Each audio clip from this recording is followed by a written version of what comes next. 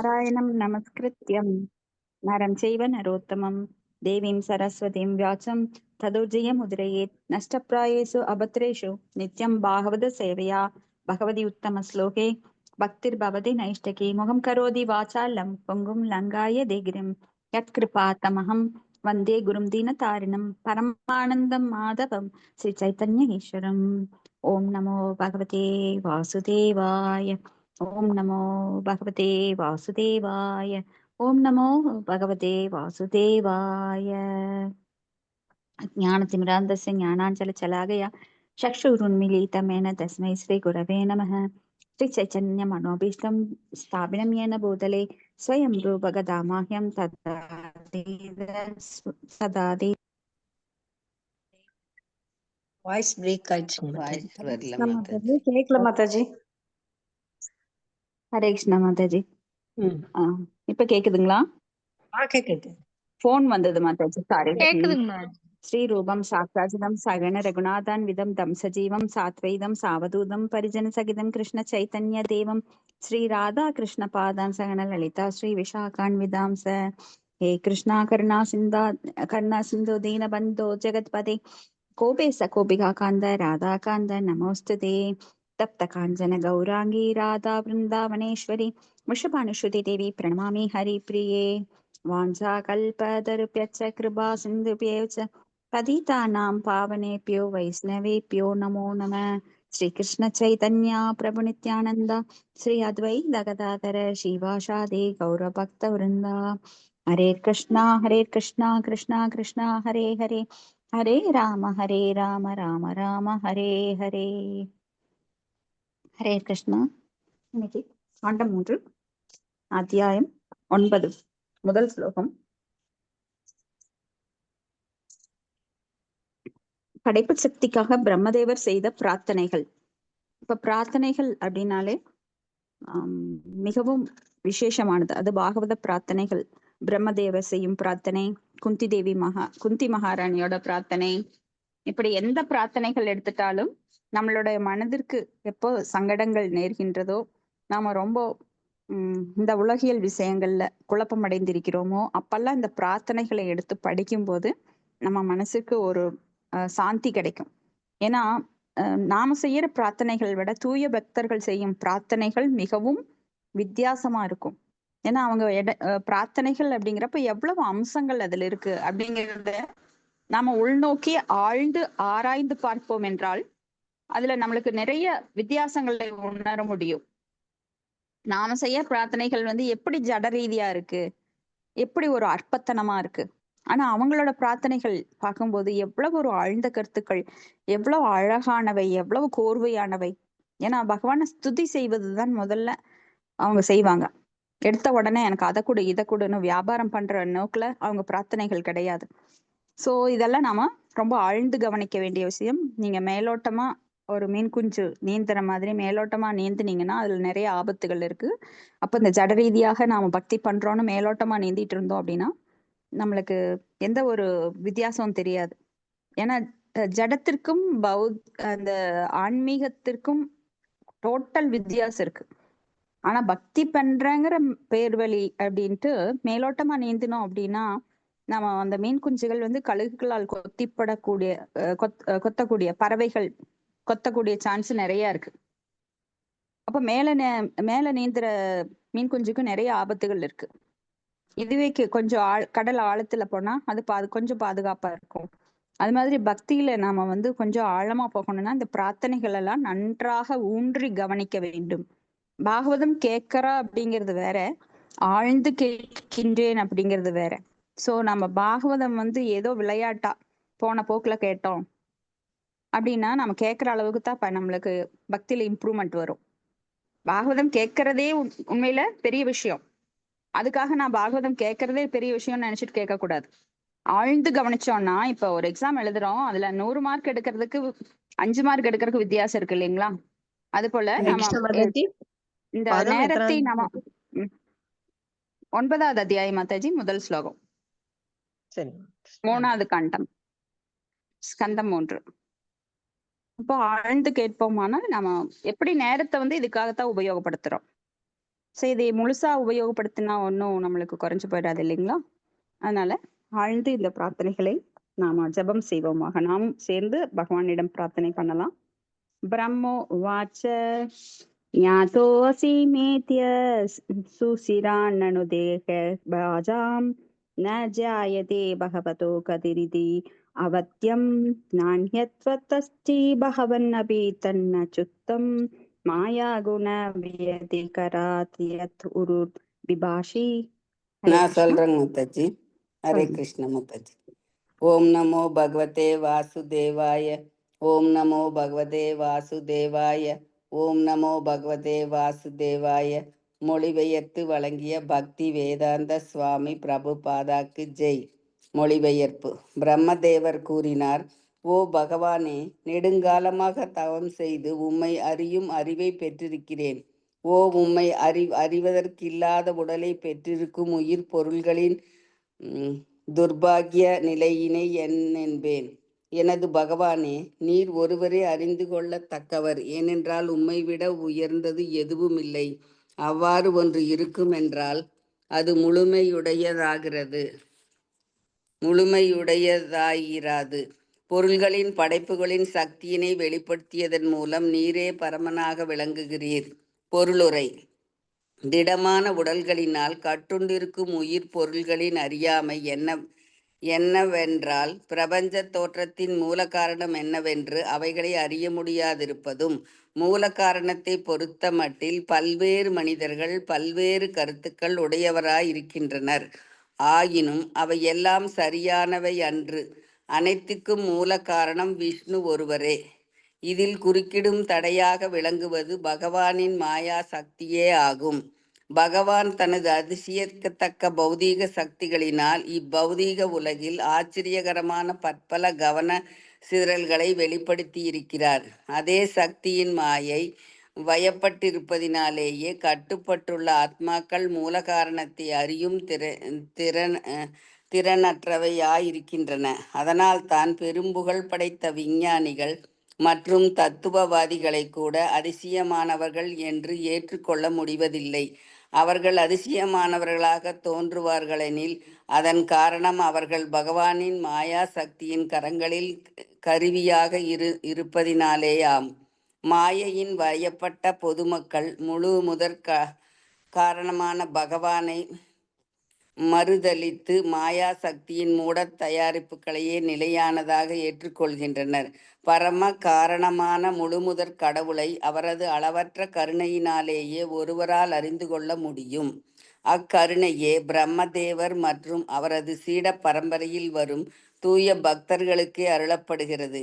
கடுமையான தவத்தினாலேயே பிரம்மதேவரால் கர்ப்போதக சாயி விஷ்ணுவை காண முடிந்தது. மேலும் அவரது உணர்வின் அடிப்படையில் அவரால் பகவானை அவரது உண்மை நிலையிலேயே புரிந்து கொள்ளவும் முடிந்தது. பகவானின் ஒப்புயர்வற்ற எழில் மற்றும் வளத்தினை கண்டு பிரம்மதேவர் முழு திருப்தி அடைந்ததோடு அவருக்கு இணையாக எதுவுமே இல்லை என்பதை ஒத்துக்கொண்டார்.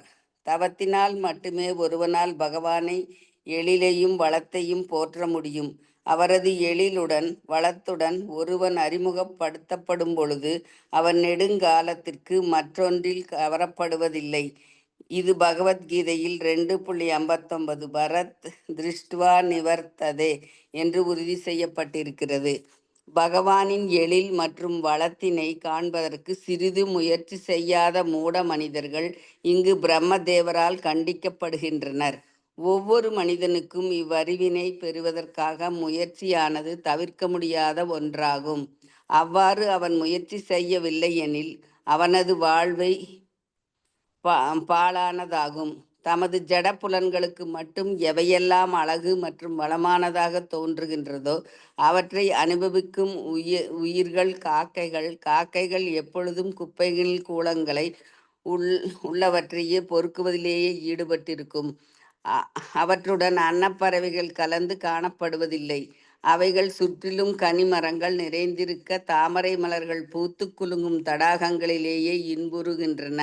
காக்கைகளும் அன்னங்களும் ஐயத்திற்கிடமின்றி பறவை இனத்தைச் சேர்ந்தவைகளே. ஆயினும் பண்பினால் அவை ஒன்றல்ல. ஹரே கிருஷ்ண மாதாஜி. நன்றி மாதாஜி. ஹரே கிருஷ்ணா மாதாஜி. நன்றி மாதாஜி. இந்த பிரார்த்தனைகள் ஒவ்வொரு வார்த்தைகளும் பாருங்க அவ்வளவு ஆழமாக நாம் சிந்திக்க வேண்டியவை.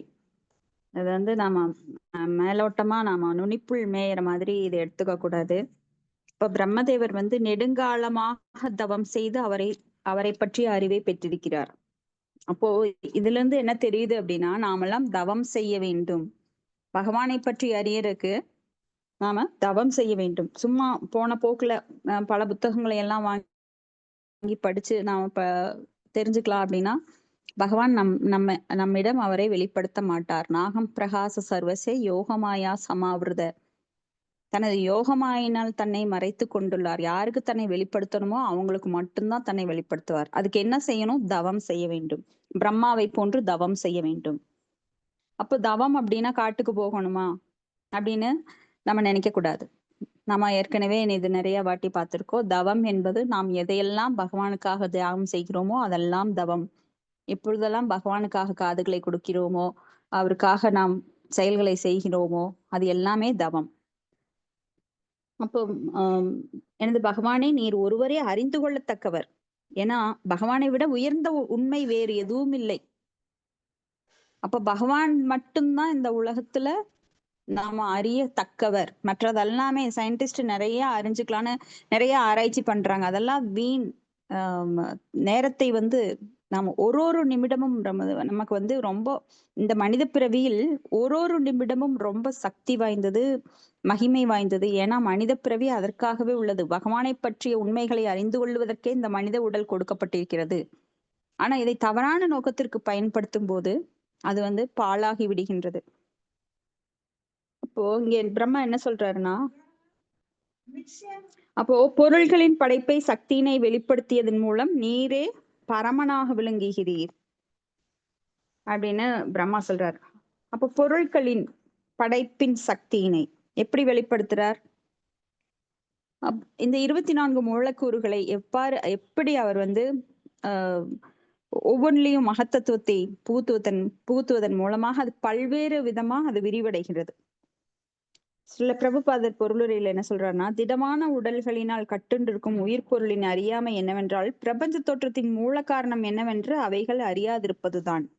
இப்ப பகவானை பத்தி புரிஞ்சுக்கணும்னா நேரடியா பகவானை பத்தி புரிஞ்சுக்கலான்னு அங்க போக முடியாது, உயர்ந்த நிலைக்கு.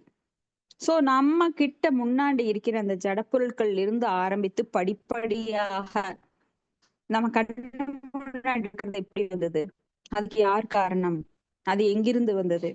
சோ இந்த நாலேஜ், ஞானம், அதை நாம வந்து உருவாக்கிக்கணும். அப்புறம்தான் மூல காரணத்தை நாம் அறிய முடியும். இப்போ ஒரு பொருளை பற்றி ஆராய வேண்டும். இப்ப ஃபேன் இருக்குது அப்படின்னா அத மேல பார்த்தா ஃபேனு, ஆனா அதுக்குள்ள எவ்வளவு இயந்திரம் இருக்கு, அது எங்கெங்க அந்த ஒயர் கனெக்ட் ஆயிருக்கு, பிளஸ் மைனஸ் இருக்கு அப்படின்னு அது இருக்கு. அதெல்லாம் பிரிச்சு ஆராய்ந்து பார்த்தாதான் நமக்கு தெரியும். சோ ஒரு மூல காரணம் வேர் வந்து மறைந்திருக்கின்றது. அப்ப வேர் வந்து மறைந்திருக்கிறதுனால ஒரு செடிக்கு காரணம் அதனோட இலை, தலை, அதனோட மரம் அப்படின்னு நாம நினைச்சுக்க கூடாது.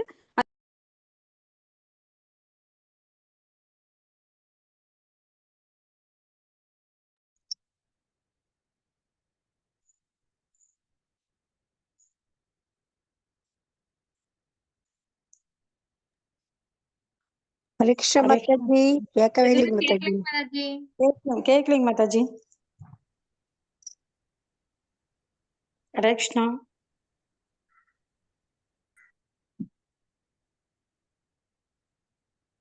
கேக்கல மாதாஜி. ஹரே கிருஷ்ணா மாதாஜி. கேக்கல கேட்கலைங்க. எனக்கு மாதாஜி தான் வெளியே போயிருப்பாங்க, மறுபடியும் வருவாங்க. ஓ சரிம்மா. மாதாஜி அவங்க இது இல்லையோட்டிருக்கு, நெட்ல இருந்து வெளியே போயிட்டாங்க. மேல போய் போட்டு ஆன் பண்ணி விடுறப்போ அங்க போடாம போயிட்டாங்க. அப்போ சூட்சுமமானவற்றை நாம் ஆராய்ந்து அறிந்து கொள்ள வேண்டும். அப்ப பிரம்மாவோட பிரார்த்தனை பாருங்க. அப்ப நம்மளுக்கு உயர்ந்த ஒரு உண்மையை நாம் அறிந்து கொள்ள வேண்டும். அதுக்கு என்ன நம்மளுக்கு முறை? சாது சாஸ்திரா. சாது அப்ப ஸ்ருதி ஸ்மிருதி மூலமாக நாம இதை அறிந்து கொள்ள வேண்டும். ஒரே நிமிஷம் மாதாஜி.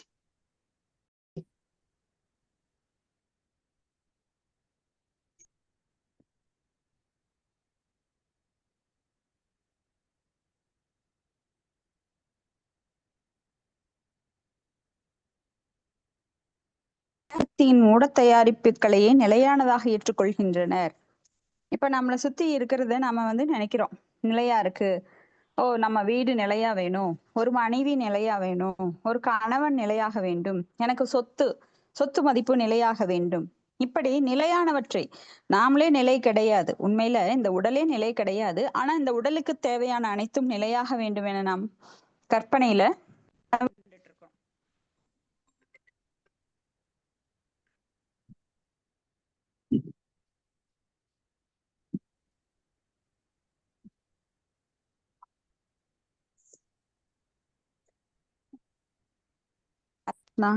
மறுபடி கட் ஆயிடுச்சுங்க மாதாஜி. போன் வந்தது மாதாஜி, கொஞ்சம் ஓகே, ஓகே. தொந்தரவா இருக்கு எனக்கு. பரவாயில்ல, Okay. பரவாயில்ல. அப்போ பரம காரணமான முழுமுதற் கடவுளை அவரது அளவற்ற சக்தியின் கருணையினாலேயே ஒருவரால் அறிந்து கொள்ள முடியும். பகவான் சக்தி கொடுத்தா மட்டும்தான் நம்மளுக்கு பகவானை பற்றி நாம் அறிய முடியும். அக்கருணையும் பிரம்மதேவர் மற்றும் அவரது சீட பரம்பரையில் வரும் தூய பக்தர்களுக்கே அருளப்படுகிறது. ஏன்னா பிரம்மதேவர் தூய பக்தரா இருக்க, பிரம்மதேவர் தூய பக்தரா இருக்கங்காட்டியும் அப்போ பிரம்மதேவரோட பரம்பரையில வர்றவங்களுக்கும் அந்த அருள் பரம்பரை வழியில் வந்து கொண்டே இருக்கிறது. அப்ப கடுமையான தவத்தினாலேயே பிரம்மதேவர் கர்ப்போதக சாயி விஷ்ணுவை காண முடிந்தது. மேலும் அவரது உணர்வின் அடிப்படையினால் அவரால் பகவானை அவரது உண்மையான நிலையிலேயே புரிந்து கொள்ளவும் முடிந்தது. அவரது பகவானின் ஒப்பற்ற எழில் வளத்தை கண்டு பிரம்மதேவர் முழு திருப்தி அடைந்ததோடு அவருக்கு இணையாக எதுவுமே இல்லை என்பதையும் ஒப்புக்கொண்டார். ஏன்னா பகவான் தன்னுடைய ஆற்றலை அவருக்கு 4 ஸ்லோகத்துல புரிய வைக்கிறார்.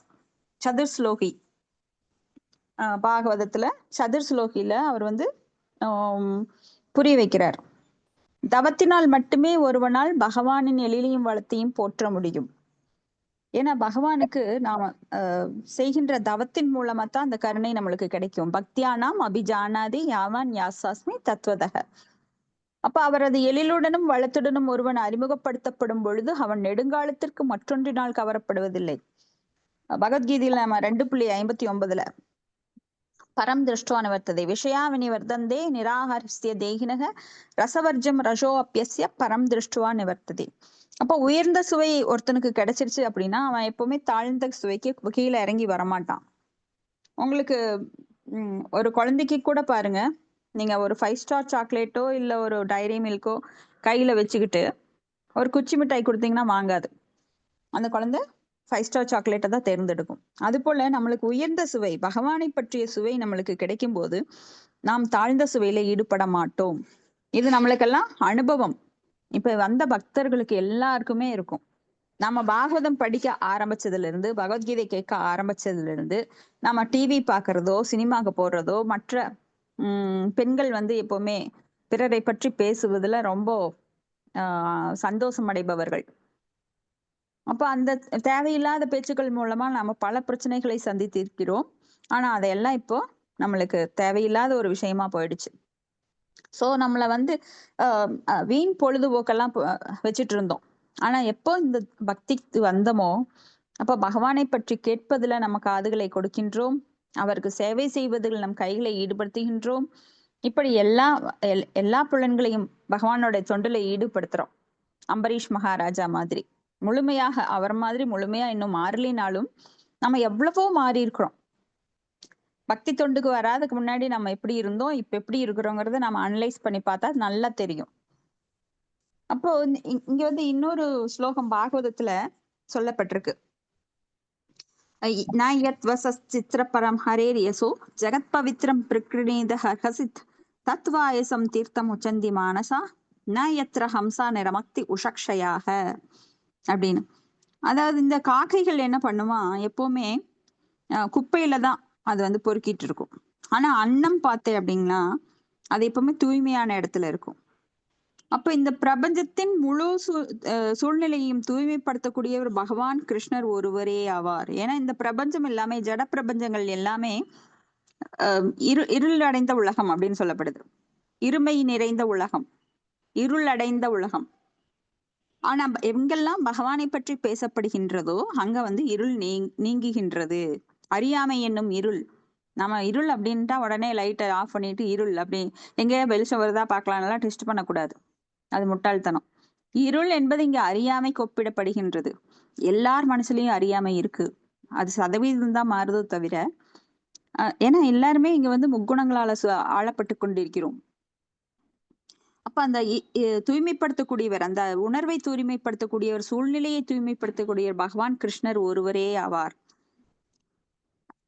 ஆனா காக்கைகள் கூடுகின்ற தீர்த்தம் புண்ணிய புருஷர்களால் அது நிராகரிக்கப்படுது. அப்ப பூர்ணத்துவம் பெற்றவர்கள் பரலோகவாசிகளாக இருப்பதால் இங்கே அவர்கள் எந்த இன்பத்தையும் பெறுவதில்லை. அப்ப பூர்ணத்துவம்னா என்ன? பூர்ணத்துவம் என்பது ஸ்வரூப நிலையை அடைவது. அப்ப பகவான் பூர்ணமானவர். அப்ப பகவானின் குணங்களை பெற்ற பக்தர்களும் பூர்ணமானவர்கள். பூர்ணம் மத பூர்ணம் மிதம் பூர்ணாத் பூர்ணம் முதச்யதே பூர்ணஸ்ய பூர்ணமாதாய பூர்ணம் ஏவாவசிஷ்யதே. அப்போ பகவானிலிருந்து வெளிப்படும் நாம சின்ன அணுவாக இருந்தாலும் கூட நம்மில் நாம் பூர்ணத்துவம் பெற்றவர்களாக இருக்கும் வரை நாம் துன்பங்களை அனுபவித்தே ஆக வேண்டும்.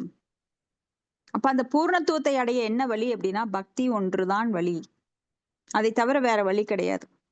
அப்ப காக்கைகள் போல குப்பையில பொறுக்க கூடாது, அன்னப்பறவை போல இருக்கணும். அன்னப்பறவை என்ன பண்ணும்?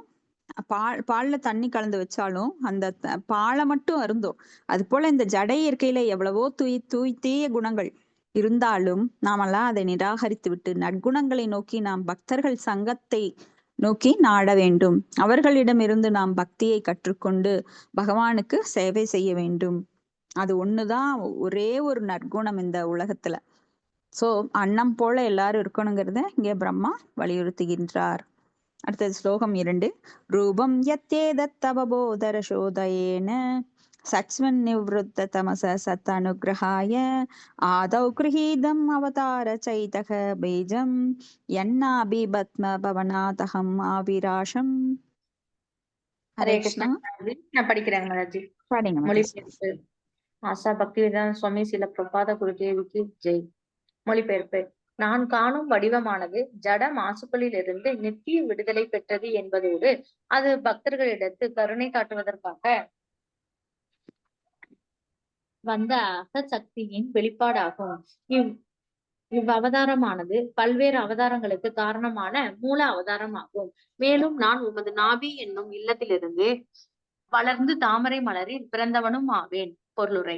ஜட இயற்கையின் முக்குணங்களின் ரஜோ, சத்வம் மற்றும் தமோ குணம் தலைமை நிர்வாகிகளாக விளங்கும் பிரம்மதேவர், விஷ்ணு மற்றும் மகேஸ்வரர், சிவன் எனும் இவர்கள் மூவரும் பிரம்மதேவரால் இங்கு குறிப்பிடப்பட்டிருக்கும் கர்ப்போதகசாயி விஷ்ணுவிடமிருந்து தோன்றியவர்களே ஆவார். க்ஷீரோதகசாயி விஷ்ணுவிடமிருந்தே பிரபஞ்ச தோற்றத்தின் கால தொடர்ச்சியால் வரும் பல்வேறு யுகங்களில் பல்வேறு விஷ்ணுக்கள் அவதரித்தனர்.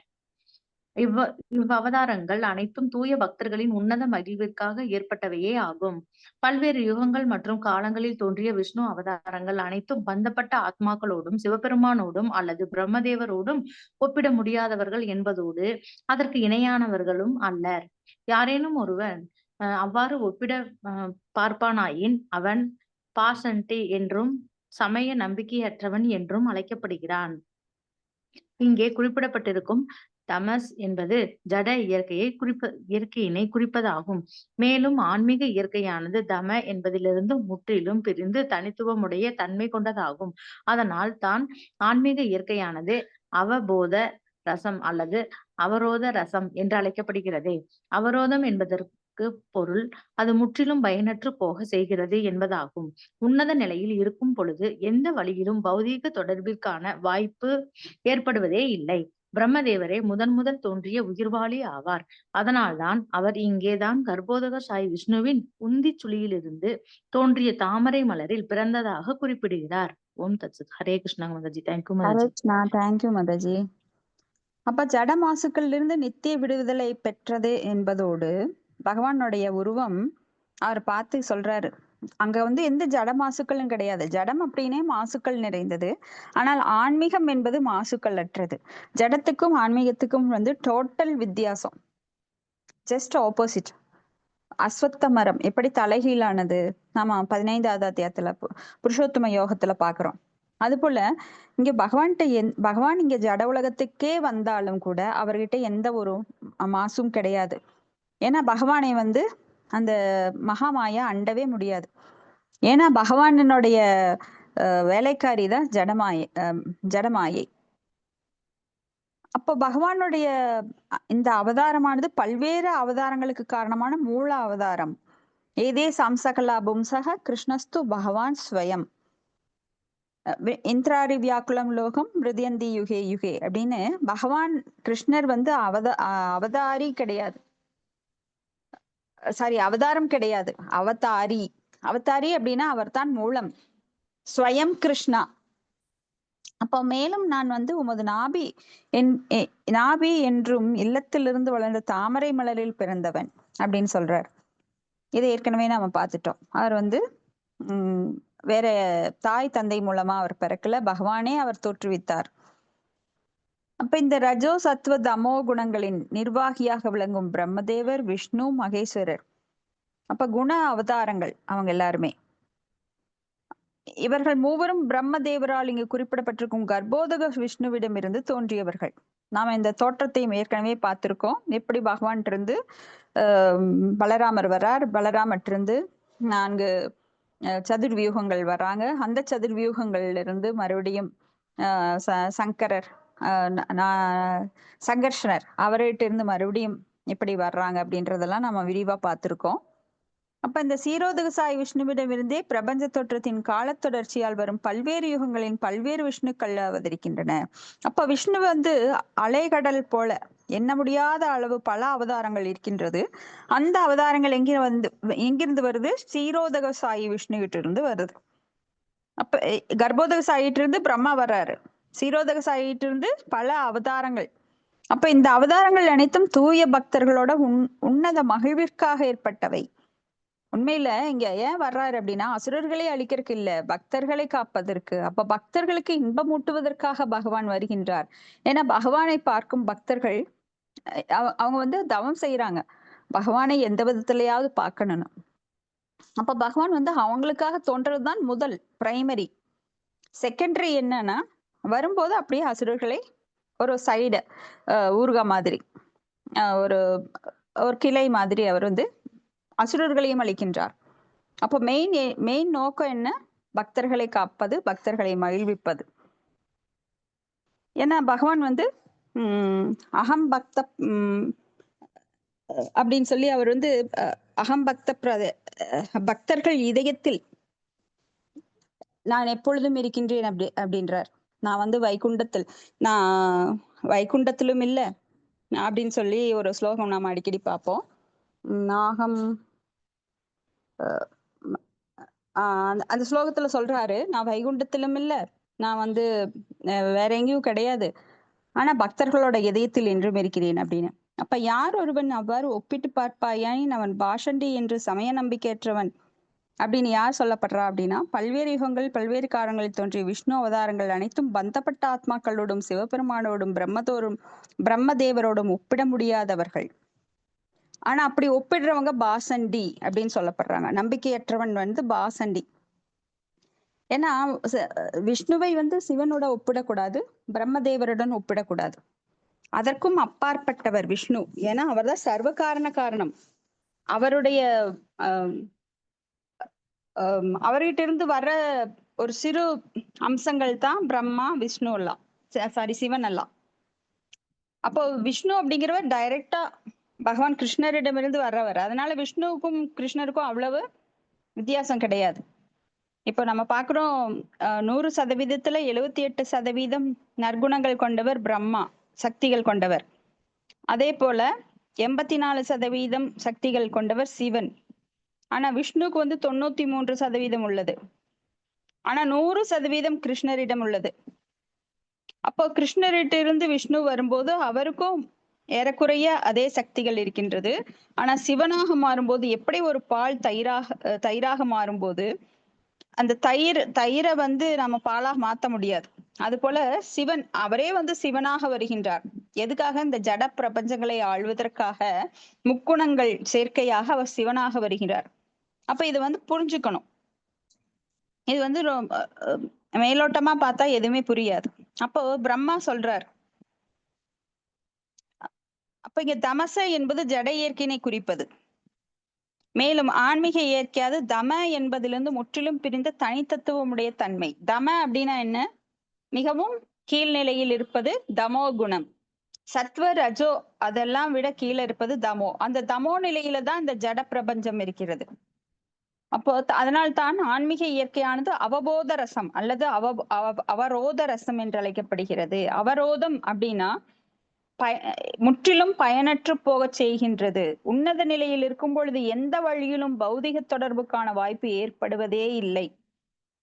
அதனாலதான் நித்திய சித்தர்கள் அங்க இருக்கிறாங்க. எங்க இது வந்து ஏகபாத விபூதி, அங்க திரிபாத விபூதியில நித்திய சித்தர்கள். அவங்களாம் பௌதிகத்தினால பாதிக்கப்படுவது கிடையாது. அவங்களுக்கு இருமைகள் கிடையாது, பிறப்பு கிடையாது, இறப்பு கிடையாது, மூப்பு கிடையாது, நோய் கிடையாது, அத்தியாத்மிக ஆதிதெய்வீக ஆதிபௌதிக கிடையாது. அவங்களை கண்ட்ரோல் பண்றதுக்கு பரமாத்மா தேவைப்படுவது இல்லை. இந்த ஜட உலகுக்கு மட்டுமே பரமாத்மா இருக்கின்றார். ஏன்னா நாமெல்லாம் பகவான் இல்லாம இருக்கிறோம். பகவான் இல்லாம நம்மளால செயல்பட முடியாது. அதனால வலுக்கட்டாயமா அவரே வந்து நம்மளுக்குள்ள இருக்காரு. ஆனா நம்ம அதை மறந்து நம்ம செயல்படுகின்றோம். அதுதான் ஒரு வேடிக்கையான விஷயம். பகவான் நமக்குள்ளேயே இருக்காரு. ஆனா நாமெல்லாம் நினைக்கிறோம் நம்மளை யாரும் பார்க்கல, நம்ம என்ன வேணா பண்ணலாம், என்ன தவறுகள் வேத விதியை எல்லாம் தகர்த்து நம்ம இஷ்டம் போல வாழலாம்னு நினைக்கிறோம். அது எவ்வளவு பெரிய ஆபத்து பாருங்க. ஏன்னா நிறைய பேர் இந்த அறியாமையில தான் இருக்காங்க. பகவான் நம்மிடம் இல்லை, நாம என்ன வேணா செய்யலாம். ஆனா பகவான் வந்து உபத்ரஷ்டா அனுமந்தா பர்த்தா போக்தா மகேஸ்வர அப்படின்னு நம்ம உள்ளத்திலேயே இருக்கார். அவர் தான் அனுமதி கொடுக்கிறார், அனுமந்தா. அதனால் தான் அவர் இங்கே தான் கர்ப்போதகசாயி விஷ்ணுவின் உந்திச்சுளியிலிருந்து தோன்றிய தாமரை மலரில் பிறந்ததாக பிரம்மா குறிப்பிட்டார். அடுத்தது ஸ்லோகம் 3. நாத பரம் பரம யத் பவத ஸ்வரூபம் ஆனந்த மாத்திரம் அவிகல்பம் அவித்தவர்ச்சக பஷ்யாமி விஸ்வஸ்ருஜம் ஏகம் அவிஸ்வம் ஆத்மன் பூதேந்திரியாத்மக மதஸ்த உபாஸ்ரிதோ அஸ்மி. ஹரே கிருஷ்ண மாதாஜி, நான் படிக்கிறேன் மாதாஜி. படிங்க. பிரணம்ஸ் மாதாஜி. மொழிபெயர்ப்பொருளுடைய தெய்வ திரு ஆசா பக்தி வேதாந்த சுவாமி சில்லா பிரபாதைக்கு ஜெய். ஓ பகவானே, நீ இப்பொழுது இருக்கின்ற சச்சிதானந்த வடிவத்தை காட்டிலும் ஒரு உயர்ந்த வடிவினை நான் கண்டதே இல்லை. ஆன்மீக வானில் இருக்கும் ஒரு அருவ பிரம்மஜோதிக்கு எப்பொழுதேனும் ஏற்படுகின்ற மாற்றமோ அல்லது அகசக்தியினால் ஏற்படும் அழிவோ இல்லை. நான் உண்மை சரணடைகின்றேன். ஏனெனில் நான் எனது ஜடவுடல் மற்றும் புலன்களினால் வீண் கர்வம் கொண்டிருக்க மேலாண்மைக்குரிய தாங்களோ பிரபஞ்ச தோற்றத்திற்கு காரணமாய் இருந்தும் விசேஷ சம்பந்தம் ஏதும் இல்லாதவராக விளங்குகிறேன். பொருளுரை. பகவத்கீதையில் 18.55 பக்தையா மாம் அபிஜானாதி யாவான் எஸ் சாஸ்மி தத்வதக. முழுமுதற் கடவுளை பகுதியளவே அறிந்து கொள்ள முடியும். அதுவும் கூட பகவானுக்கு செய்யும் பக்தியினாலேயே ஆகும். பிரம்மதேவர் பரமபுருஷ பகவானான கிருஷ்ணருக்கு பற்பல சச்சிதானந்த வடிவங்கள் உண்டு என்பதை நன்கு அறிவார். பரமபுருஷ பகவானான கோவிந்தரின் அது போன்ற வடிவங்களை அவர் தமது பிரம்ம சம்ஹிதையில் 5.33 பின்வருமாறு குறிப்பிடுகிறார். அத்வைதம் அச்சுதம் அனாதிம் ஆனந்த ரூபம் ஆத்தியம் பிராண புருஷம் நவ யவ்வனம் ச வேதேஷு துர்லபம் அதுர்லபம் ஆத்ம பக்தோ கோவிந்தம் பஜாமி. நான் முதலும் தொடக்கவும் இருமை குற்றமற்ற கோவிந்தனை வணங்குகிறேன். அவர் பல்வேறு வடிவங்களை உடையவராக இருந்தும் அவரே அனைத்து காரணங்களுக்கும் மூல காரணர் ஆவார். அவர் முதுமையினால் பாதிக்கப்படாமல் முதுமையாக இருந்தும் எப்பொழுதும் இளமையாகவே இருக்கிறார். அவர் வயதினால் பாதிக்கப்படுவதே இல்லை. முழுமுதற் கடவுள் வேதங்களில் மட்டும் கல்வியினால் அறிய முடியாதவர். அவரை புரிந்து கொள்வதற்கு ஒருவன் ஒரு பக்தரையே அணுக வேண்டும். பகவானை உள்ளபடி அறிவதற்குள்ள ஒரே வழி அவருக்கு செய்யும் பக்தி தொண்டே ஆகும். அல்லது பகவானை எப்பொழுதும் தன் உள்ளத்தில் சிறைப்படுத்தி வைத்திருக்கும் தூய பக்தனை அணுகுவதன் மூலமும் அறிந்து கொள்ளலாம். பக்தி நிறைவினால் முழுமுதற் கடவுளான பகவான் கிருஷ்ணரின் ஒரு பகுதி அம்சமே அருவ பிரம்மஜோதி என்பதை ஒருவரால் அறிந்து கொள்ள முடியும். மேலும் பௌதிக படைப்பின் 3 புருஷ அம்சமாக விளங்குபவர்களும் அவரது அம்சத்தின் பகுதிகளே ஆவர். பிரம்மஜோதியில் பல்வேறு கல்பங்களினாலோ அல்லது யுகங்களினாலோ எந்தவித மாற்றமும் ஏற்படுவதில்லை. மேலும் வைகுண்ட லோகத்திலும் எந்தவிதமான படைப்பு செயல்களும் நடைபெறுவதில்லை. காலத்தின் பாதிப்பு அங்கே இல்லை என்பது தெளிவாகிறது. பகவானின் உன்னத உடலிலிருந்து தோன்றும் அளவற்ற பிரம்மஜோதியின் ஒளிக்கதிர்கள் பௌதிக சக்தியின் பாதிப்பினால் தடைபடுவதில்லை. பௌதிக உலகிலும் கூட ஆரம்ப படைப்பாளி பகவானே ஆவார். அவர் பிரம்மதேவரை படைத்தளித்தார். பிரம்மதேவர் பகவானால் அதிகாரம் அளிக்கப்பட்ட நாளைய படைப்பாளி ஆவார். ஹரே கிருஷ்ண மாதாஜி. தேங்க்யூ மாதாஜி. தேங்க்யூ மாதாஜி. ஹரே கிருஷ்ணா. அப்ப இங்க என்ன சொல்றாருன்னா, பிரம்மதேவர் தன்னுடைய பிரார்த்தனையில பக்தர்கள் மட்டுமே பகவானை புரிந்து கொள்ள முடியும். பகவானுக்கு செய்யும் பக்தி தொண்டினால் மட்டுமே பகவான் தன்னை வெளிப்படுத்துவார். பகவானா அவரை வெளிப்படுத்தினா மட்டும்தான் பக்தர்களால பகவானை பற்றி புரிந்து கொள்ள முடியுமே தவிர வேறு எந்த சாதனைகளாலும், நான் நிறைய புக்கு படிச்சேன், நான் பாருங்க, நான் எங்க வீட்டுல எவ்வளோ புக் இருக்கு, பகவத்கீதை இருக்கு, பாகவதம் இருக்கு, அந்த புராணம் இருக்கு, இந்த புராணம் இருக்கு அப்படின்னு நம்மளாம் சொல்லிக்கிட்டாலும் இதிகாசங்கள், வேதங்கள், பண்டிதர்களாக கூட இருக்கலாம். ஆனா பகவான் அவங்களுக்கு கூட வெளிப்படுத்துறது கிடையாது. ரிக், யசுர், சாம, அதர்வன அதையெல்லாம் நாங்க கரைச்சு குடிச்சோம். ஆனா எங்களுக்கு அதுல இருக்க தத்துவங்கள் தான் தெரியும். ஆனா பகவானை பத்தி புரிஞ்சுக்க முடியல. ஏன்னா பகவானை பற்றி புரிந்து கொள்ள யாராலும் முடியாது, சிவனால கூட முடியாது. ஏதோ சிவபெருமான் கூட ஒரு அளவு நம்மை விட பெருமளவு தெரிந்திருக்க முடியுமே தவிர முழுமையா யாரனாலே புரிஞ்சுக்க முடியாது. அந்த அளவு சக்தி வாய்ந்தவர். அத்வைதம் அச்சுதம் அநாதி மனந்த ரூபம் ஆத்யம் புராண புருஷம் நவயவனம் ச வேதே சுதுர்லபம் அதுர்லபம் ஆத்ம பக்தௌ கோவிந்தமாதி புருஷம் தமஹம் பஜாமி. அந்த ஆதிபுருஷனான கோவிந்தனை நான் வணங்குகின்றேன். அவரது பல்வேறு வடிவங்கள் அனைத்துக்கும் அவரே காரணம். அவர்தான் மூல காரணம். அவர் என்னைக்குமே முதுமையினால பாதிக்கப்படுறது கிடையாது. நவ யவனம்ச்ச புராண புருஷ, பழமையானவர். புராண அப்படின்னா பழமையானவர். அவர் வயதுனால பாதிக்கப்படுறது இல்லை. நம்மளுக்கெல்லாம் வயதான தோற்றம். தேகினோ அஸ்மின் யதா தேகே கௌமாரம் யவனம் ஜரா ததா தேகாந்திர பிராப்திர் தீரஸ்திரனா முகியதி அப்படின்னு. நாம் ஒரு தீரன் இளமை, குழந்தை பருவம், முதுமை இதெல்லாம் வரும்போது தயங்குறதே கிடையாது. அவன் இந்த உடலை விடுத்து வேறு உடையை மாற்றுவது போல, வாசாம்சி ஜீர்ணானி, வேறு உடையை மாற்றுவது போல மாத்திட்டு போயிட்டே இருப்பான் ஒரு தீரன். ஆனா ஒரு தீரன் அல்லாத, பக்தன் அல்லாதவன் மரணம் அப்படிங்கிறது அவனுக்கு மிகப்பெரிய ஒரு அச்சுறுத்தலா இருக்கும். ஏன்னா மரணத்தை கண்டு அவன் பயப்படுறான். அந்த உடலை மாற்றுறதுங்கிறது புது ட்ரெஸ் கிடைக்குது, எதுக்காக நாம கவலைப்படணும்? சோ பக்தர்கள் அல்லாதவர்கள் மரணத்தை கண்டு ரொம்ப பயப்படுவாங்க. ஆனா இங்க பகவானுக்கு மரணம் கிடையாது, முதுமை கிடையாது, நவயவனம் எப்பொழுதும் அவருக்கு நவயவனம்னா எப்பொழுதும் புதுமையானது. அவரது உடல் புத்தம் புதிய பூ மாதிரி எப்பவுமே. நம்மளுக்கு புதுமை அப்படின்னா எப்படின்னா அது எப்பவுமே அழகா இருக்கும். புதுமையை ரசிக்கக்கூடியவங்க நாம. இன்னைக்கு விட்டு நாளைக்கு ஒண்ணு வேணும், நாளைக்கு விட்டு நாளானைக்கு ஒண்ணு வேணும். சே இது பழசு பாப்பா, இது போர் அடிக்குது, வேற ஏதாவது மாத்தி போடுங்க. இதே சினிமா பாக்குறதா, வேற சினிமா போடுங்க, வேற விதமா எடுங்க. அந்த டைரக்ஷன்ல ரொம்ப ஒரு வித்தியாசங்களை புகுத்தும் போதுதான் மக்கள் அதை பார்ப்பாங்க. ஆனா பகவான் அப்படி கிடையாது. நவயவனம் அவர் என்றுமே புதுமையானவர். அவரை பார்க்கும்போது ஐயோ நேத்து பார்த்துட்டனே, நேத்து தானே பார்த்தோம், அட நேத்து தானே இந்த கதையை கேட்டோம், வெண்ணெய் திருடுறாரு, இது எத்தனை நாளைக்கு கேட்கறது, வெண்ணெய் திருடுறது, எனக்காவது சலிச்சிருக்கா? கிடையாது. எப்பவுமே அது இனிமையூட்டக்கூடியது. பகவானை பற்றி எப்பவுமே பேசிக்கொண்டே இருக்கலாம். அது இனிமையானது, புதுமையானது, பழமையானது, இருந்தாலும் அது என்றும் திகட்டாதது. அப்ப பகவானை உள்ளபடி அறிவதற்கு ஒரே வழி என்ன? பக்தி தொண்டு, பக்தர்களை நாடுவது. தூய பக்தர்களை நாடுவதன் மூலமாக மட்டுமே பகவானை நாம் தெரிந்து கொள்ள முடியும். பக்தி நிறைவினால் முழுமுதற் கடவுளான பகவான் கிருஷ்ணரின் ஒரு பகுதியின் அம்சமே அருவஜோதி அப்படிங்கிறத புரிஞ்சுக்க முடியும். ஏன்னா அருவஜோதி தான் உண்மை, அதுதான் கடைநிலை அப்படின்னு நினைக்கிறவங்க ரொம்ப முட்டாள்கள். ஏன்னா அதுல பிரம்மானந்தம் கிடைத்தாலும் அது ஒரு கடல்ல ஒரு சொட்டு, அதுலயும் ஆனந்தம் இருக்கு. ஆனா பக்தர்களுக்கு கிடைக்கிற ஆனந்தம் கடல் அளவு, அவங்களுக்கு கிடைக்கிற ஆனந்தமும் ஒரு சொட்டு. இப்படி பௌதிக படைப்பின் 3 புருஷ அம்சங்களாக விளங்கும் அவரது அம்சங்களின் அம்சம் அம்சங்களாக விளங்குபவர்கள் அவரது அம்சத்தோட அம்சம்தான். ஏன்னா இது அம்சம், கலா, விபீனாம்சம், சுவாம்சம் அப்படின்னு பல பகவானுடைய விரிவங்கங்கள் இருக்கு. அதெல்லாமே அந்தரங்க சக்தியின் மூலமாக தோன்றுபவை, வெளிப்புற சக்தியின் மூலமாக கிடையாது. அப்ப பிரம்மஜோதியின் பல்வேறு கல்பங்களிலோ அல்லது யுகங்களிலோ எந்தவித மாற்றமும் ஏற்படுறது கிடையாது. ஆனால் வைகுண்ட லோகத்திலும் எந்த விதமான படைப்புச் செயல்களும் நடைபெறுவதில்லை. பிரம்மஜோதியில் பல்வேறு கல்பங்களிலோ அல்லது யுகங்களிலோ எந்தவித மாற்றம் ஏற்படுறது கிடையாது.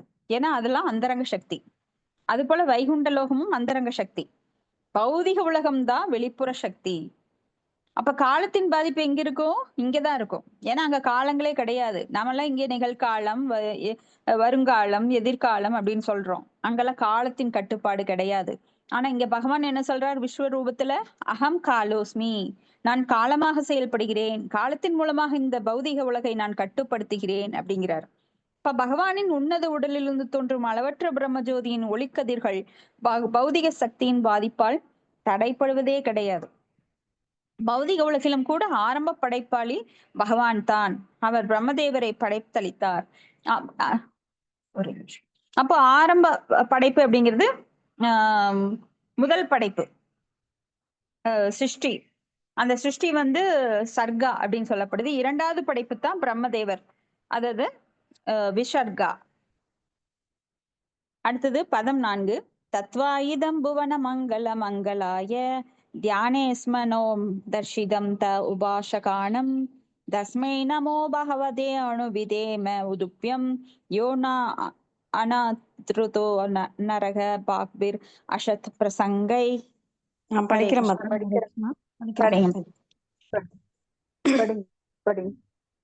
மொழிபெயர்ப்பு. முழு முதல் கடவுளான ஸ்ரீ கிருஷ்ணரின் இப்போதைய வடிவே அல்லது உட்புலனுக்கு மேற்பட்ட ஒரு உதாரணம். உன்னத வடிவம் அனைத்தும் உலகங்களுக்கும் மங்களகரமானதே ஆகும். மேலும் நீர் உமது பக்தர்கள் உளமுருகி வணங்கும் தனிப்பட்ட நித்திய வடிவிலோ தோன்றியிருக்கிறீர். ஆகையினால் எனது மரியாதைக்குரிய வந்தனங்களை உமக்கு அர்ப்பணிக்கிறேன். நரகத்தின் பாதையில் பயணம் செய்வதற்காக பிறந்தவர்கள் உமது தனிப்பட்ட வடிவினை புறக்கணிக்கின்றனர். ஏனெனில் உலகியல் பொருட்கள் மீது தமது கவனத்தை அவர்கள் செலுத்துகின்றனர். பொருளுரை. பரமபுருஷனின் உருவம் மற்றும் உருவத்தன்மையின் வெளிப்பாடான பகவானது அம்சத்தின் பல்வேறு அவதாரங்கள் எல்லாம் இப்பிரபஞ்சத்தில் உள்ள அனைத்து உலகங்களிலும் நன்மைக்காகவே ஆகும். பகவானின் தனிப்பட்ட உருவமானது தியானத்தில் பரமாத்மாவாக வழிபடப்படுகிறது. ஆனால் அருவ பிரம்மானது அவ்வாறு வழிபடுவதில்லை. தியானத்திலோ அல்லது வேறு வழிகளிலோ பகவானின் அருவத்தன்மையினை வழிபடுபவர்கள் அனைவரும் நரகத்திற்கும் புனித யாத்திரைக்கும் செல்பவர்கள். ஏனென்றால் பகவத்கீதையில் 15.5 அருவவாதிகள் மனயுகங்களின் தங்கள் காலத்தை வீணாக்குகின்றனர். அவர்கள் உண்மையை காட்டிலும் தவறான விவாதங்களுக்காகவே அடிமையாக இருக்கின்றனர் என்று கூறப்படுகிறது. ஆகையினால் அருவவாதிகளுடன் கொள்ளும் தொடர்பு இங்கே பிரம்மதேவரால் கண்டிக்கப்படுகிறது. முழு முதல் கடவுளின் அம்ச அவதாரங்கள் அனைத்தும் சமசக்தி உடையவர்களே. இதனை பிரம்ம சம்ஹிதை உறுதி செய்கிறது. தீபர்ஷிர் ஏவ ஹி தஷ்யந்தம் தீபாய தேவி விருதஹேது சமான தர்மா யத்தாத்ருதேவஹி ச விஷ்ணுதயா விபாதி கோவிந்தமாதி புருஷம் தமஹம் பஜாமி. தீப்பிழம்புகள் தீயிலிருந்து ஒன்றின் பின் ஒன்றாக தோன்றுவது போல் பகவானும் தன்னை விரித்துக் கொள்கிறார். மூலம் தீ அல்லது ஸ்ரீ கிருஷ்ணரே கோவிந்தன் என்று அறியப்படும் பரம புருஷன் பகவான் ஆவார். அவரது மற்ற அவதாரங்கள் ராமர், நரசிம்மர், வராகர் போன்றவர்களெல்லாம் மூல பகவானை போன்ற சக்தி உடையவர்களே. இவ்வாறாவதார்கள் அனைத்து உலகியல் தொடர்பிலிருந்தும் என்றும் மாசற்றவராக இருக்கின்றனர் என்று பகவத்கீதையில் தெளிவாக குறிப்பிடப்பட்டிருக்கிறது. பகவானின் உன்னத சாம்ராஜ்யத்தில் வேடிக்கை சொற்களோ அல்லது விந்தையான செயல்களோ கிடையவே கிடையாது. பகவானின் அனைத்து அவதாரங்களும் உண்மையானதாகவே, மேலும் அவை எப்பொழுதும் ஒரு ஒத்த தன்மை உடைமையாகும். ஒரு பக்தனிடம் பௌதிக இச்சை இருந்த போதிலும் அவனிடம் பகவான் வெளிப்படுத்தும் ஒரு குறிப்பிட்ட வடிவம் லௌதீகமானதில்லை என்பதோடு அருவவாதிகள் அறிவின்றி கருதுவது போல் அவ்வடிவம் பௌதீக சக்தியின் பாதிப்பினால் வெளிப்படுவதும் இல்லை. பகவானின் உன்னத உருவங்களை பௌதீக உலகின் தயாரிப்புகள் என்று கருதும் அருவவாதிகள் இறுதியில் அடைவது நிச்சயம் நரகமே. ஹரே கிருஷ்ண மாதாஜி. நன்றி மாதாஜி. அப்போ அருவத்தன்மையிலே நிலை பெற்றிருப்பவர்கள் அவங்க மாயவாதிகளாகவும் சில சமயம் மாறிடுறாங்க. அதாவது பகவானின் உருவத்திற்கு அபராதம் செய்பவர்களாக அபராதிகளாக மாறுகிறார்கள். மாயாவாதி கிருஷ்ணபராதி அப்படின்னு சைத்தன்ய சரிதாமிரத்தில் சொல்லப்பட்டிருக்கு. ஏன்னா பகவானுடைய அருவம்சம் அவரிடமிருந்து வெளிப்படுவதுதான். அவரின்றி அந்த அருவம்சத்திற்கு ஆதாரம் கிடையாது. பிரமணோகி பிரதிஷ்டாகம் அப்படின்னு சொல்லி நம்ம பகவத்கீதையில பாக்குறோம். அப்போ பகவானுடைய வெளிப்பாடான அம்சத்தின் பல்வேறு அவதாரங்கள் எல்லாம் இப்பிரபஞ்சத்தில் அனைத்து உலகிலும் நன்மைக்காகவே. ஏன் அவர் அவதாரமா வர்றார்? அவர் வர வேண்டிய அவசியம் என்ன இந்த ஜட உலகுக்கு? ஏன்னா ஜட உலகம் பாத்தீங்கன்னா இருமை நிறைந்தது, இருளானது, மற்றும் இந்த ஜட உலகமானது அசூசை நிறைந்தது. ஆன்மீக உலகம் அங்க எப்பொழுதுமே இதுக்கு ஆப்போசிட்டா, எப்பவும் நறுமணம், அங்கு இளமை, அங்க இருமைகள் கிடையாது, இருள் கிடையாது. ந தத்பாசிய தேஷியோ ந சசாங்கோ ந பாவக எக்கத்வா ந நிவர்த்தந்தே தத்தாம பரமம் மம. அப்படிப்பட்ட அங்க நறுமணங்கள் நிறைந்து கிடக்கும். அங்க கந்தர்ப்ப கோடி கமனேய விசேஷ சோபம் அப்படின்னு சொல்லி கோவிந்தம் ஆதி புருஷம் தமகம் பஜாமின்னு சொல்றார். வேணும் குவனந்தம் அரவிந்த தலாய தாட்சம் பர்ஹாவதம் அச்சிதாம் புஜந்தராங்கம் கந்தர்ப்ப கோடி கமனேய விசேஷ சோபம் கோவிந்தம் ஆதி புருஷம் தமகம் பஜாமி. சிந்தாம்னி பிரகர சத்மசு கல்ப விரக்ஷோ லக்ஷாவரதேஷு சுரபிரபிபாலயந்தம் லக்ஷ்மி சகசரச சம்பிரம சேவியமானாம் கோவிந்தம் ஆதி புருஷம் தமகம் பஜாமி. அப்படி சிந்தாமணி கற்கள் பரவி கிடக்கின்றது அங்கே. அதனாலதான் அங்கெல்லாம் சிந்தாமணி கற்கள். இப்பெல்லாம் வைரம் அப்படின்னா நம்ம ஒரு சின்ன கல்லானாலும் பாதுகாப்பா பீரோல கொண்டு போய் வச்சிருப்போம். அங்கெல்லாம் நம்ம செங்கல் இல்ல, பாறாங்கல் அளவுக்கு வைரங்களால அரண்மனைகள் கட்டப்பட்டிருக்கும். சிந்தாமணி கற்களால கீழே தரை போடப்பட்டிருக்கும். அங்க எப்பவுமே நாம நினைச்சதை கொடுக்கக்கூடிய கற்பக மரங்கள் இருக்கும். அதெல்லாம் ஒரு மரம் இருந்தா போதும், இங்க எவ்வளவு போர் நடக்கும்னு நினைச்சு பாருங்க. அந்த நாடு கைப்பற்றலாம், அந்த நாடு நம்ம நாட்டுக்கு போர் புரிவாங்க. நாம யாராவது இருந்தா அதை புடுங்க நினைப்போம். ஒண்ணும் இல்ல, பக்கத்து வீட்டுல ஒரு அட்சய பாத்திரம் இருந்தா கூட ஐயோ எனக்கு கிடைக்காதான்னு அது எப்ப திருடலான்னு போட்டி போட்டுட்டு இருப்பாங்க. ஒரு சின்ன அட்சய பாத்திரம். ஆனா அங்க கற்பக புருஷங்கள் ஆயிரக்கணக்காக கோடிக்கணக்காக நிறைந்து கிடைக்கின்றது. அங்க போய் நீ கீழே நின்று என்ன நினைச்சாலும் வந்துடும். வடை வேணுமா, பாயாசம் வேணுமா, ஒரு செகண்ட் நீங்க என்ன நினைக்கிறீங்களோ, வைரம் வேணுமா, வைடூரியம் வேணுமா, நெக்லஸ் வேணுமா, இல்ல ஆபரணங்கள் வேணுமா, ஆனா எல்லாம் கொட்டி கிடக்கும் போது யாருக்குமே அது வேணும்னு தோணாது. இல்லாதப்பதான் நாம இங்க தரித்திரன்களா இருக்கிறோம். எல்லாம் வேணும் வேணும்னு நினைக்கிறோம். ஆனா எல்லாம் இருக்கிறவங்களுக்கு அது ஒரு பெரிய ஒரு பொருட்டாவே இருக்காது. சோ அங்க எல்லாமே நிறைஞ்சிருக்கு. அங்க பகல் கிடையாது, இரவு கிடையாது. எப்பொழுதும் பிளசண்டான ஒரு மழை வர்றப்போ எப்படி ஒரு இனிமையான ஒரு நேச்சர் இருக்கும். வெயிலும் இல்ல மழையும் இல்ல, ஆனா ரொம்ப சுகந்தமா ஒரு குளிர்காற்று இருக்கும். சோ அந்த மாதிரி அந்த ஆன்மீக உலகமானது. அப்போ பகவான் அது எப்படி வேணுமோ அதை அப்படியே மாத்திக்குவார். பக்தர்கள் எப்படி வேணுமோ அப்படி மாத்திக்குவாங்க அவங்க இடத்துக்கு தகுந்த மாதிரி. ஏன்னா அங்க கற்பக விருஷம் இருக்கின்றது. அதே போல சுரபி பசுக்கள் எப்பொழுதும் பால் கொடுத்துட்டே இருக்கும். நாமெல்லாம் இங்க பால் வாங்குறோம், அது தண்ணி பாலா, நிஜமா பாலா, இல்ல பால் பவுடர் கலந்ததா, இல்ல அது எப்படின்னே சொல்ல முடியாது. எத்தனை கெமிக்கல் கலந்துருக்காங்க ஒண்ணுமே சொல்ல முடியாது. இன்னைக்கெல்லாம் நாட்டுப்பாடு அந்த பசுமாடோட பால் நம்மளுக்கு கிடைக்கிறது கிடையாது. அப்படியே கிடைச்சாலும் அது விலை ஜாஸ்தி. இப்படி எத்தனையோ பிரச்சனைகள், அது உண்மையானு தெரியாது. ஆனா அங்க பசுக்கள் தொடர்ந்து பால் கறந்துட்டே இருக்கும். அதுவே பார்க்கடலா மாறுதுன்னா பாருங்க. அப்ப இதெல்லாம் சிலருக்கு நம்ப முடியாது. அப்போ பகவானுடைய அவதாரங்கள் எண்ணில் அடங்காதவை. எப்படி கடல் அலைகளை எண்ண முடியாதோ அது போல அந்த அவதாரங்கள் பகவான் ஒரு தீபத்தை வச்சு எப்படி மற்ற தீபங்களை ஏத்துறோம். அதான் தீபாச்சிர் ஏவஹி தச்சாந்திரம் அப்பிபேத்திய தீபா எதே விவ்ருத ஹேது சமான தர்மான்னு சொல்லி ஒரு தீபத்துல இருந்து இன்னொரு தீபம் ஏற்றும் போது அது எப்படி வித்தியாசம் இல்லாம எரியும். அது போலத்தான் பகவான் கிருஷ்ணர் ஸ்வயம் பகவானிலிருந்து அவர் தன்னை முதல்ல பலராமராக தன்னை மாற்றிக்கொள்கின்றார். சேவக பகவானாக அந்த சேவிக்கும் பகவான்ல இருந்து சேவக பகவான் வருகின்றார். அவர்கிட்ட இருந்து பல அவதாரங்கள் வருகின்றன. அப்போ ஒரு அவதாரத்துக்கும் இன்னொரு அவதாரத்துக்கும் குறை இருக்கா, பர்சன்டேஜ் மாறுதான்னு கேட்டா எல்லாமே நாராயணர், விஷ்ணு, கோவிந்தன் எல்லாருமே, ராமர், வராகர், நரசிம்மர், இப்படி எல்லாருமே ஒரே தளத்துலதான் இருக்காங்களே தவிர ஒருவரிடமிருந்து ஒருவர் சக்தி குறைந்தவர்கள் கிடையாது. ஆனா எல்லா சக்தியும் எல்லா நேரத்திலேயும் பகவான் வெளிப்படுத்துறது கிடையாது. நம்ம கிட்ட நாலு முக்கியமான பரதநாட்டியம் தெரியும், சான்ஸ்கிரிட் தெரியும், இங்கிலீஷ் தெரியும். ஆனா அதை நான் ஒரே சமயத்துல வெளிப்படுத்துறேன் பாருன்னு ஒரே சமயத்துல தக்க புக்கான்னு ஆட மாட்டோம். அதையே பேச மாட்டோம். சோ யார்கிட்ட எப்படி பேசணும், சோ எந்த இடத்துல பேசணும் அப்படிங்கிற ஒரு வரைமுறை இருக்கு இல்லையா?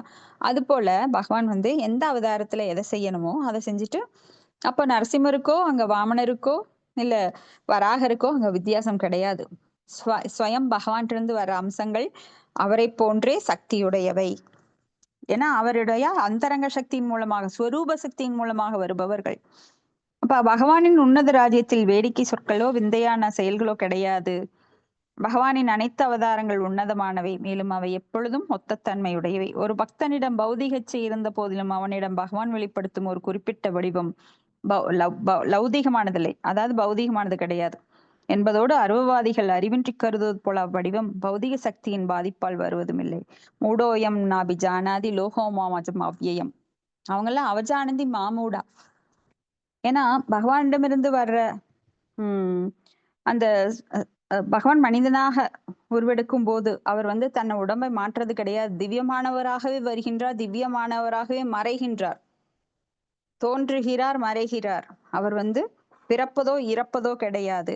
இத வந்து பக்தர்கள் நல்லா புரிஞ்சு வச்சிருப்பாங்க. ஆனா பக்தர்கள் அல்லாதவங்க அடிக்கடி குழம்பி போயிருவாங்க.